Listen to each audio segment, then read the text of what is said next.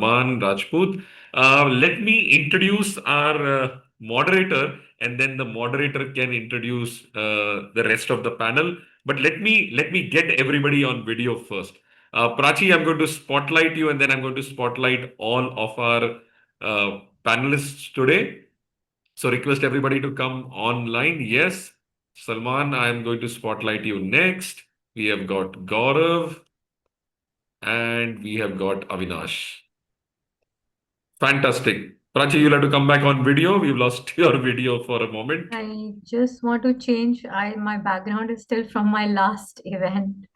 So No problem, no problem. We, just we, want we to carry our change. past with us. Okay, so let me begin the introductions. Let me introduce Prachi and then she can introduce all the panelists. Prachi is a dynamic leader at the intersection of digital marketing and sustainability, currently serving as founder and CEO of Glom Digital.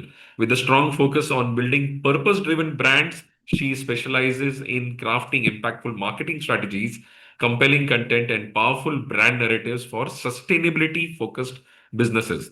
She is also the founder and editor in chief of the Sustainable Brands Journal, a global platform spotlighting innovative, eco conscious companies and driving conversations around responsible business practices. Her work is rooted in advancing a circular economy through storytelling, community building, and strategic partnerships. With extensive experience across global markets and a passion for aligning business growth with environmental impact, she continues to shape how brands communicate, connect, and lead in a sustainability driven future. Over to you, Prachi. The stage is all yours along with your Thank you panelists. so much, Hemant, for this wonderful introduction. First, I would like to welcome all our panelists for today's discussion. Thank you so much for making time for us today. First, I would like to begin with Avinash Vora.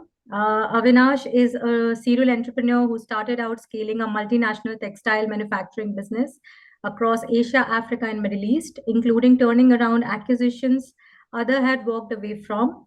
After multiple successful exits, he launched venture in agri-tech and climate tech with a consulting practice focused on sustainability, strategy, and carbon markets. He helps organizations treat environmental responsibility not a cost center but as a revenue opportunity. Based in Dubai, he also coaches leadership teams and advises founders on AI and tech. Now I would like to welcome Gaurav Vaid. Gaurav is a product leader turned system thinkers working at the intersection of artificial intelligence and human consciousness. As the founding partner at the Rashmi.ai, formerly Venturous Group Inc., Gaurav is focused on advancing a new paradigm for AI, unlocking real human wisdom. Rashmi, real, authentic, sustainable, human, multi-model intelligence. Amazing. I thought it must be a name to somebody in your family or something, but now I get it. As the defining human differentiator in a world of increasingly powerful machines, he's also the founding chairperson of Seeds, a multi stakeholder initiative dedicated to enabling sustainable entrepreneurship at the intersection of AI, energy, and climate innovation. We have Salman Rajput with us. Salman is an experienced investment management professional with over 20 years of expertise across private banking, asset management, capital raising, and institutional investment, working closely with ultra high net worth individuals and family offices across Europe and GCC. He is the founder of SR Capital, a boutique advisory platform focused on connecting capital with high quality investment opportunities. His work sits at the intersection of investors, banks, and fund managers, helping navigate complexity, align expectations, and build long term relationships. He brings a deep practical perspective on structuring portfolio, raising capital, and building sustainable investments partnerships. Thank I you, Prachi. really happy to have you all. Want to welcome you on this amazing panel with us. I would now like to start with our questions, and one by one, I would. So I'm sure all of us must have gone through the structure that we have received. Just one second. Yeah. So a first discussion is, I would like to start is where is the capital flowing? So where is the money, all the money going in the sustainability sector that we are talking about these days? So let's start with money because capital tends to predict the future. So I would like to start with Avinash first, and I would want to understand from a business lens, where do you see this investment translating into scalable and variable models? Sure. Thank you for the introduction. Lovely to meet all of you. Um, I mean, primarily from the climate tech side, the big kind of new entrants or new scalable areas. I think the last kind of 18 months we've seen in the data center side, it's been a very major area. Um, Right. in particular, there, I think it's interesting to talk about SMRs, small modular reactors. I think there's offtake agreements of 45 gigawatts in the last year that have been deployed. Just 5 companies are talking about $400 billion in capex in this space. Yeah. Um, in carbon, in 2025, over $10 billion was committed to new credit generation, which is, I think, 200% more than 2024 levels, which is very encouraging for the market. Um, and just, I think, VC in the climate tech space, and I'm sure Salman will speak more on this, but was up for the first time in many years last year, um, with a concentration in very large deals, billion-dollar plus deals. Um, for me, what I see is from the carbon side, people are really focused on forward commitments, securing high integrity, high quality projects. Very small handful of companies or hyperscalers they're driving this cloud and AI first infrastructure. Right. Um, and I think, new types of energy that are focused on resilience and independence, like small modular reactors and Right. renewables and geothermal and solar and wind, of course. That seems to be really where a lot of money is currently flowing.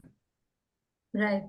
Gaurav, I would like to ask you, like, where do you see most serious capital deployment in climate tech today?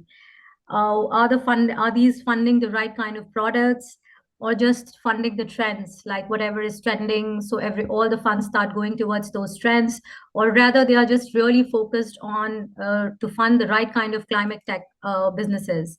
So where do you see this? Are these funding the right kind of products, or how is it? What is your view on that?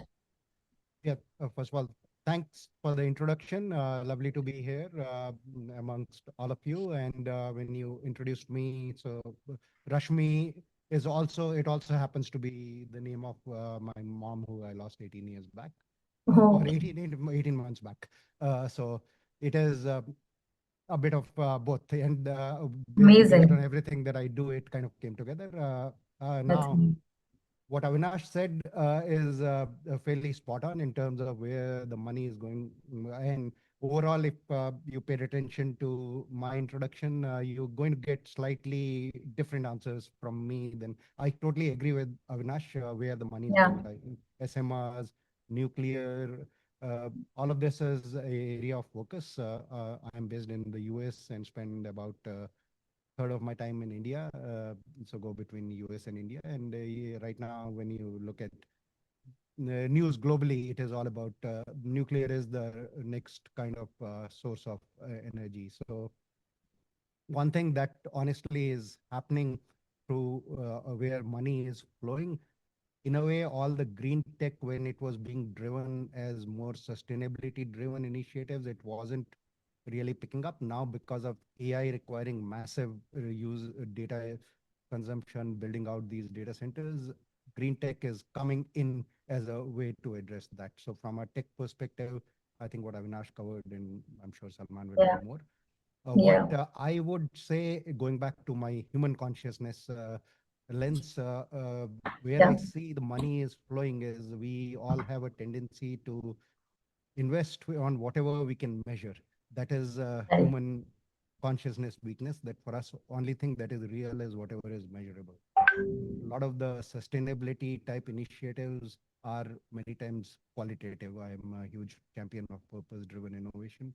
So a lot of True. times you need to invest in initiatives where the ROI from pure measurable outcomes may not be that obvious. It needs to be in the long game. So that to me is where the gap is. We are investing in whatever is easily measurable.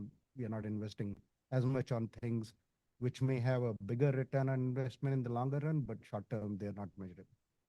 Amazing. Thank you so much.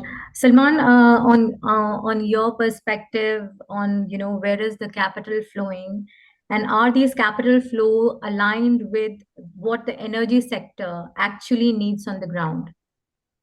Yeah, I mean, yes, it does. Prachi, first of all, great to be here. Lovely to meet you guys as well. Look, it's actually sometimes interesting, when you see these questions, you actually have to do some research to see the Yeah, exact true. figures, we know the trends. But when you I see the figures, it's actually really, even for us, even we're in the business, but still it's very eye-opening. So I'm just going to throw a few figures out just to give you, this will help to illustrate what I'm trying to say. So in 2025, we've had $3.3 trillion of money going into energy, okay? Of which 2.2 trillion of that went into clean energy, okay? So what that means, essentially what that is referring to renewables, electric vehicles, grids, storage, and efficient clean fuels, okay? Now, that's the first time also in history, 2025, was when clean energy overtook fossil fuel investment. So, I'm just adding to what Avinash and Gaurav have already said. Solar investment is projected to be about half of all clean tech investment, okay? And battery storage is expected to double. Okay. Okay, I have a lot of people now moving into I know people that are moving into that data center space. Okay, data center demand is increasing by 17% in 2026 and by 14% thereafter up till 2030. So the AI race is actually ultimately has become an electricity race. So it's all about electricity. Okay. And then from a GCC lens, because I'm based here in UAE, Saudi and UAE account for 80% of Middle East bond issuance in the in the sukuk, in the green sukuk space. So I think that turns out that should hopefully definitively answer your question of where the Yeah, capital yeah. is flowing. True, true. No, that's quite insightful. But how do you see the customer shift? So customers today are evolving faster than most business models, right? Because of the coming of AI and so much accessible information, customer shifts is also very, very, very fast because it's so easy to know about anything. To start with, Gaurav, what are customers actually demanding today when it comes to sustainability? Like, what is your personal view on that? Because you've been building these kind of models, which are very human centric. Yeah. Yeah, so I think from a customer perspective, they really, and we can take any one of us as an example, we don't want sustainability as a tagline. We want eventually whatever we are doing to be made simple, friction. Sorry, Gaurav, I can't hear you. Really? Can you turn the volume The up? voice is actually a little low. Volume is a little low. Hmm. Can increase the volume of your mic or maybe something. Is it Just better? start shouting, Gaurav. It's fine. Is it better? Yeah, slightly, slightly. Actually, maybe it's a fancy mic, so is it any better? No? It's fine. Okay. So sorry about that. I think something's wrong with the audio setup. I'm sure I can debug it in 2-3 minutes, but that's It's fine. perfectly You're fine. audible. Yeah. Yeah, yeah, yeah. So in terms of what I was saying, the customers eventually we all want friction-free experience, and I think when companies try to bolt on sustainability as okay, CSR initiative or something, the Right. experience suffers. And in my opinion, the one other thing that I would say relating to this, just over the last 2 3 days, my in-laws had this thing. They drive an EV, and the EV suddenly shut down. And So it's not so much about a product, what I see, and that's what I'm very passionate about, trying to build the whole ecosystem. It's not just about building a great product, creating the right ecosystem, and they live in Bangalore. So building the ecosystem of chargers and everything. I think if we want to drive any sustainable tech from a customer perspective, you need to focus on the entire ecosystem and build what gives a friction-free experience to the customer. That's what the customers are demanding. Having been a product person myself, I can see that most product companies are building point products to solve problems. However, it requires an ecosystem approach. What's your take on this, Avinash? How do you think that from a commercial standpoint, are customers really willing to pay for this? Because when it comes to sustainability, we always struggle between, because sustainability always feels expensive because Mhm. definitely it's not yet on the economies of scale, right? Most of the businesses are startup, new, their product they're developing are on new techs most of the time, and they're generally more expensive. So I think as a customer, we always get torn between the cost, the additional cost, the premium that we have to pay to be sustainable. So what do you think? What is your take on this? Do you think the customers are really willing to pay that premium for going sustainable, or is it just becoming like like people want to talk good things, but adoption still feels difficult and people are still price sensitive? Yeah, I think it's a really important point. So let me kind of approach that from the customer side, and then the side of the companies who are actually delivering.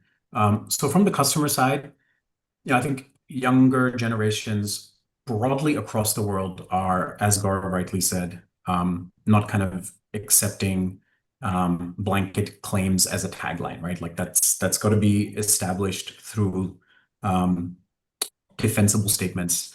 Um, Right.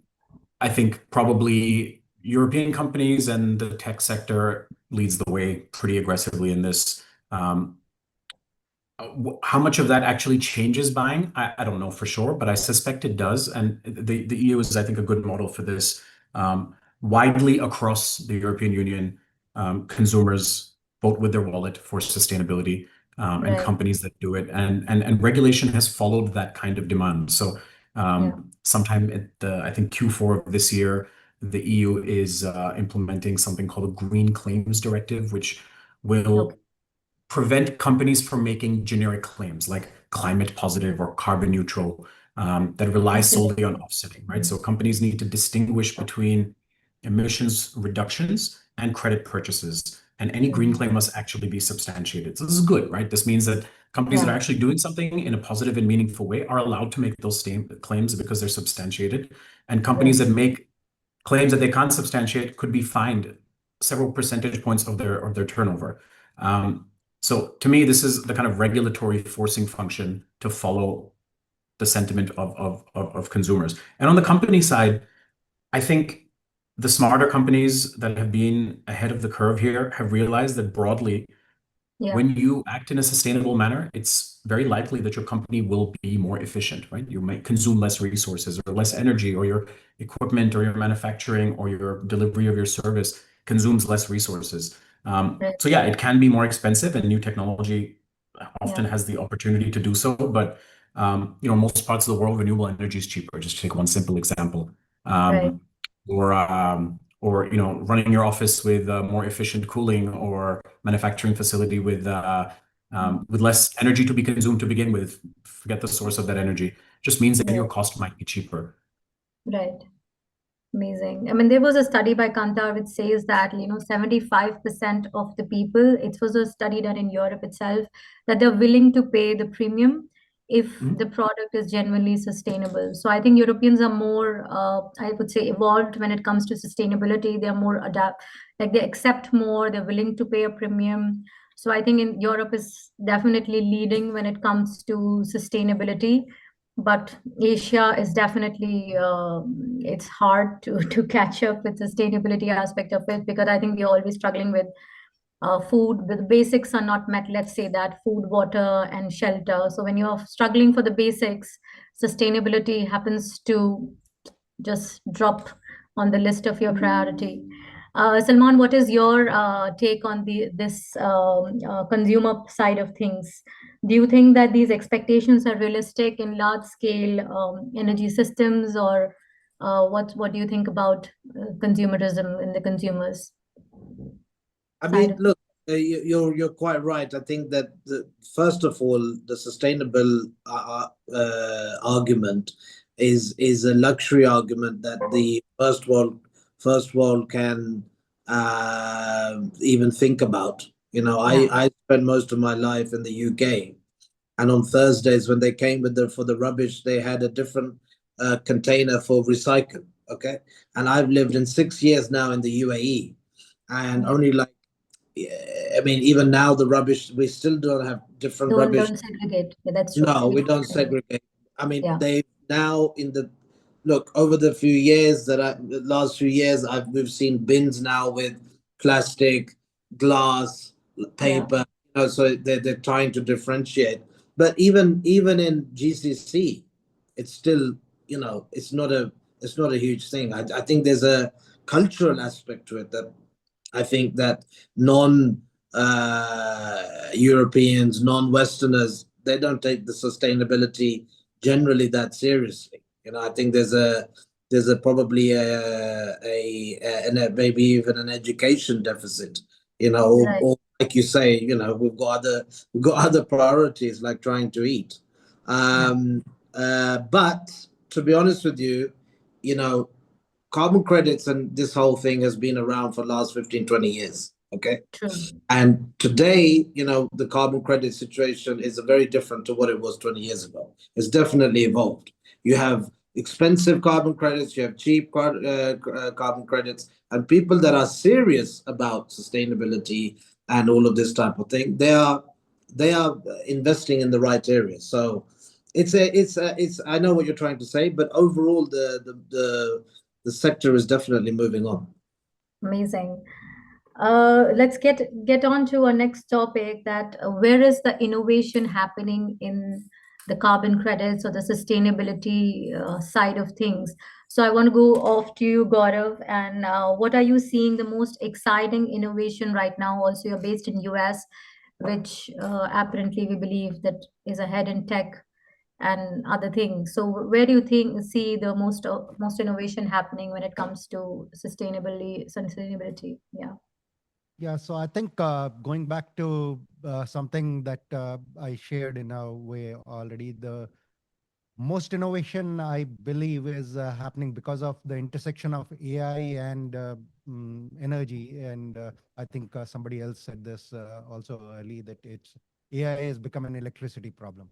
I think it was Yeah. Salman who said that. So because of that, it is very refreshing to honestly see that everything about clean energy, whether it is moved towards nuclear or even solar and other, regardless of the Trump position on windmills. It's there is clean energy is where there is innovation more, because it is a need of the data centers. Because of building out AI, there is a lot of innovation happening in that space. Right. That's absolutely one of the cases. The other thing that I said in terms of product innovation, I've been a product person all my life. There is a lot of product based innovation. However, where it is missing out still is the ecosystem level innovation. And that approach, whether even when people are building SMRs, there are companies now doing Mm. things about into small modular nuclear reactors, etc. But how do these get deployed where Yeah. all that is slightly missing? That's, in my opinion, the next uh, But when you say shift. ecosystem development, you mean that we are building individual products, but we don't know how to actually bring them together and make a cohesive ecosystem where it can really benefit one things benefits the other, Yeah, right? absolutely. And going back to my in-laws being stranded on the road with the EV, not it. None of us thinks about that when driving a fuel car, but that is a very real problem that can happen with an EV, That's true. and it needs to get to that kind of friction-free space when you build the entire ecosystem. Absolutely. That's really interesting. So, what do you think about this, Avinash? Like, where do you think the most innovation is happening as per your view, and which of these innovation actually have business viability? Yeah, so I mean, just following on from I love this idea. AI is an electricity problem. Salman, I'm going to steal that line if you don't mind. I think kind of staying in that space. I already talked about how small modular reactors, which is like very small scale nuclear, you're seeing there. You're also seeing the kind of movement away from traditional geothermal, which was very, very specific to certain parts of the world, right? Like Indonesia, Iceland, because you needed a very specific hot water and permeable rock and these naturally occurring conditions, to this hot, dry rock enhanced geothermal system, which can really allow people to generate these closed loop systems, many, many, many more different geographies than before. There's a couple of companies already showing pilots that are working at commercial scale, and you're seeing data centers funding these directly because you're getting this 24/7 baseload.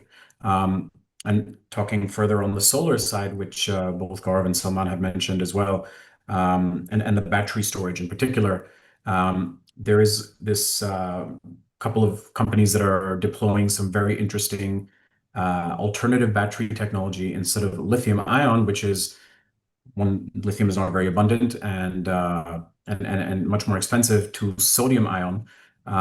Energy density doesn't make sense for like EVs or things like that, but at grid scale capacity, this really does make sense. BYD in particular is deploying quite a lot. There's a company called Peak Energy, and Natron or Natron, I'm not sure how it's actually pronounced. And combined with solar, you're really seeing this is like a baseload for a renewable baseload for data centers to be economically credible at the kind of scale, multi-gigawatt scale that we're talking about. And this last ecosystem idea, this reminded me of this company called GridCare.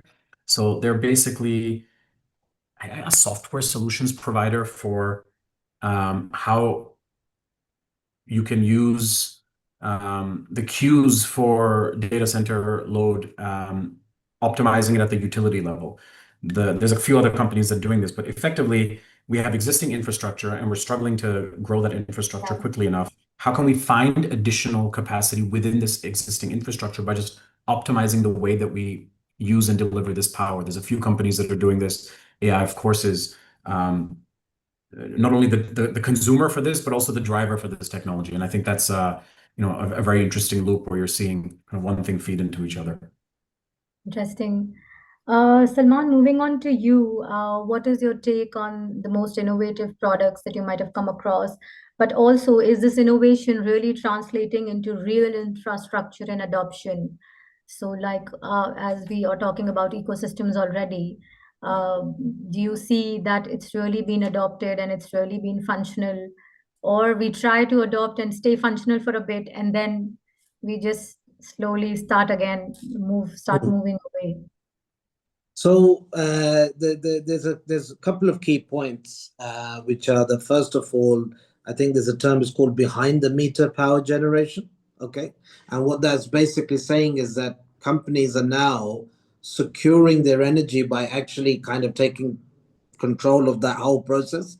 Because there's no point in having you need the grid and the energy. Okay, so they're actually putting a lot of investment into that. So that's a very interesting innovation. And then the other area, which is always, it comes back to financial markets, is the creation of the green sukuk bonds. Okay, which are Sharia compliant, and the money that's being pumped into this on a yearly basis is getting bigger and bigger. So these are the two key points that I see.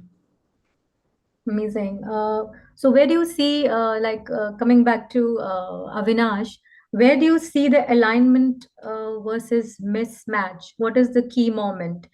let's zoom out, because not everything is aligned, right? That's what we are talking. Like, we're trying to come up with a lot of tech, lot of infrastructure development is also happening, everything we are doing, but everybody's coming up with an independent idea, and then they are building something and it's working in certain capacity. But there are also alignment issues, there are also mismatches that are happening. So where do you see alignment between capital, customer demand, and innovation? Like, if we want to bring all three together, do you have anything in mind where you see that that there is an alignment versus mismatch happening? Sure. So I think we've talked at length already about clean, firm baseload power for data centers. I think the Right. alignment is really strong there, and this looks to be, all players are getting involved and getting very aligned here, including the capital, which I think is usually the big one that needs to happen, especially at this scale. Probably in climate, I would say this is the most synchronized kind of area right now. Yeah. When we talk about carbon, I would say, and I think Salman touched on this already, but the expectation of integrity and high quality that is becoming more and more aligned, that kind of premium end, what was historically being called the premium end, now the terms becoming, this is the integrity side, right? So we're not even calling it premium versus commodity carbon. This is high integrity or not. Like, that's the kind of two sides there. And I think there's alignment happening there. And misalignment, I think one thing we didn't touch on, but maybe the industry missed the mark there. Hydrogen, green hydrogen. There was some industrial demand in, I think, steel and ammonia, but the capital and supply, at least that I've seen and been involved with, pulled back quite a lot, and use cases collapsed. And probably, again, a little bit in carbon, like removal carbon, like CDRs. Mm. There's just so much of that capacity that was planned and was supposed to come online. And I would say at this point, a majority of CDR projects that are supposed to come online will not come online unless something very drastic changes in these offtake commitments. And it's not for lack of innovation. It's not for a lack of probably demand either. I would say it's for a lack of capital deployment. Wow. Okay. Interesting. Gaurav, when there's this another angle to it, that are we building solutions ahead of user behavior? Like, well, how do you see this, the alignment and the mismatch? Is it because that we are building things and solutions which are still ahead of user behavior because we are not focusing on changing human behavior as such, but we are just throwing things on them and just asking them in the name of sustainability and asking them to adapt it, but rather, channelizing the behavioral shift is actually very important when it comes to sustainability. Yep. So, what do you think about it? Yeah, that's a great question, and the way you framed it. I totally agree. I think there is alignment in many areas already. The misalignment or the lack of the ecosystem approach, etc. Even if you just think about AI right now, I am in the US, Silicon Valley. People talk about AI all day long.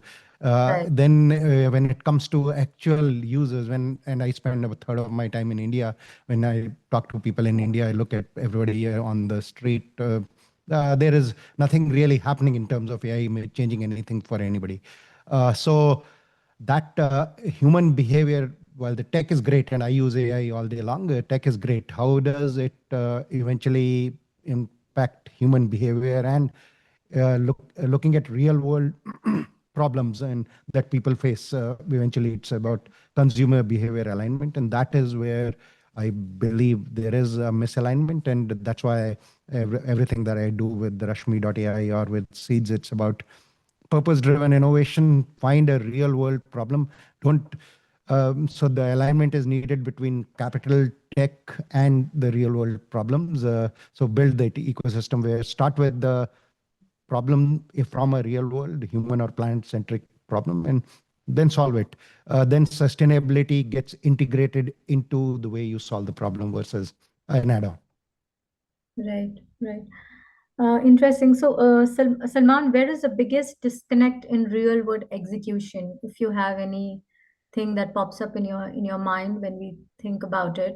Like, where is the biggest disconnect in the real world execution that we are trying to build, but when it comes to reality execution, there is a disconnect. So not really being able to execute everything that we have been planning and doing, implementing, but it's difficult to execute or put it into practice.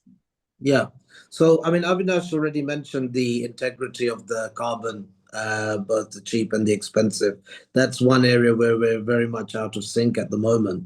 But the other one, from a GCC lens, is the renewable energy targets versus the actual implementation pace of change. So, I mean, the targets are there, but they're very they're not meeting those targets, or at the speed desired. So Right. this is another big issue. Right. Understandable. When it comes to the 5 year bet, the vision round, if we fast forward 5 years, what do you see? Like, for example, if I have to ask you, Gaurav, what will customer expect as a default? Like, if we go 5 years ahead in time, what is it that we are expecting? What do you think customers will demand from the world in general or in economies when it comes to sustainability? Uh, I would, in 5 years, if the future plays out the way I would like it to play out, it should be friction free for the consumer. And there's I think we stop talking about sustainability or climate tech as separate tracks of innovation.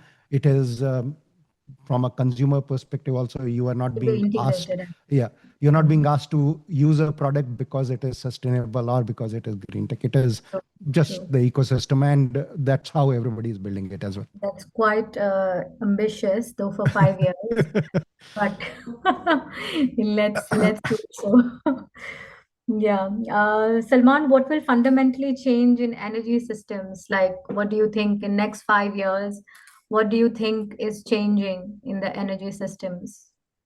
So the key point actually is that carbon is going to become a financial asset class in its own right. And again, looking at it from a GCC perspective, I mean, it's been one of the most important trading hubs for some time. Historically, the GCC has been a price setter in energy markets, and within the next 5 years, we expect it to become also a price setter in carbon markets. So, for example, right now, Doha is aligning in Qatar. Doha is aligning with various energy exchanges. Over here in Abu Dhabi, we have Abu Dhabi ADGM is aligning with various carbon and carbon exchanges. So within the next 5 years, um, uh, that's where I see this happening. It's going to become an asset class in its own right, Right, and obviously be funds, ETFs, all of these things will be coming into this space. right. Avinash, when it comes to defining a successful climate business, what would you see as a successful climate business in the next 5 years? A successful climate business. I mean, I'm gonna kind of defer back to a little bit about what Gaurav's answer was, which is I just think that we're not so far away from that just being the definition of a successful business, right? Like, um, as time goes on, whether we're talking about a tech business or an agriculture business or a climate first business, that's just a fundamental reality, right? Whether it's consuming energy or whether it's producing something through agriculture or manufacturing, or whether it's something that's providing a climate first solution. I just think that's going to be kind of one and the same, right? It's going to have to be one of the core principles of just delivering a service or a product to an end user. And it's going to have to be delivering it with climate first as just one of the things you have to do, much like delivering good service or delivering a quality product or or delivering a price that meets, the requests of the market's demand. Maybe a little ambitious for 2031, but I think sometimes boundless optimism has value. Yeah, that's true. That's true. I would now like to just give an open floor to all three of you. If there is any point that you would want to make, which we might have missed to cover, but you think is quite important and relevant, you want to talk about, you can take 2 minutes and maybe contribute, or otherwise we can wrap up the session. I think my point, just I wanted to please say, Prachi, is that I don't know if it was covered before, but on where we are well aligned, okay, is solar storage and grid infrastructure. So that's the part that things are definitely the sector, the industry is moving well in. So that's what I wanted to add. Nice. That's true. Yeah. Gaurav, anything you want to? So I have touched upon this throughout. For me, the biggest opportunity really is about the coordination and alignment across. And this panel is great that way. We are talking about climate, innovation, customers, and tech, and all of that. So the real opportunity is really about coordination. And I think the 5-year thing is, yes, I agree. It is a bit optimist view. However, I think optimism, I'm a huge fan of optimism. That's how things happen. And what I believe, I talk to founders, every founder, I'm sure you all have talked to founders, they start off with a view of changing the world. Everybody wants to do something purpose-driven. Then they get some investment, and then their incentives change towards driving ROI, etc. Most investors, if you talk to them separately, they want to invest in purpose-driven, impactful solutions also. However, in silos, their incentives do not align. Regulators, policymakers, most of them want to make policies which enable the right type of innovation. And that is where what I see is why it does not happen in 5 years or even 10 years, 15 years, because it's a coordination and alignment problem. And if we can address that, that is the biggest takeaway. Then I think 5 years is not that ambitious, in my opinion. True. That's right. Great. Anything, Avinash, you would want to add? Yeah, maybe just following on a little from that. I think if you're listening to this representing a company or a company of your own or something like that, I think the question I would ask myself after listening to everyone in this panel is, if I have a question mark about the integrity of being climate positive, I just don't think that's a reasonable question anymore, right? And the companies that are ahead on this are only ahead in that they realize that and they're doing something about it. So I think that old mentality of, there's nothing real, or it's not possible to do this with integrity, or this is greenwashing, I think that's no longer a defensible position for almost every company out there. Measurable steps can be taken today and will continue to develop no matter what scale or size of business you have. And I think that's what I would ask anyone listening to really think about this, because if you don't have this in your supply chain in the next couple of years, it might be too late. Right. Oh, that's really amazing insights from Salman, Gaurav, and Avinash. Thank you so much for being a part of this panel. It's been incredibly insightful. Then I would just like to summarize it that climate tech is becoming core to economic strategy. Capital is moving towards disciplined and impact-driven investments.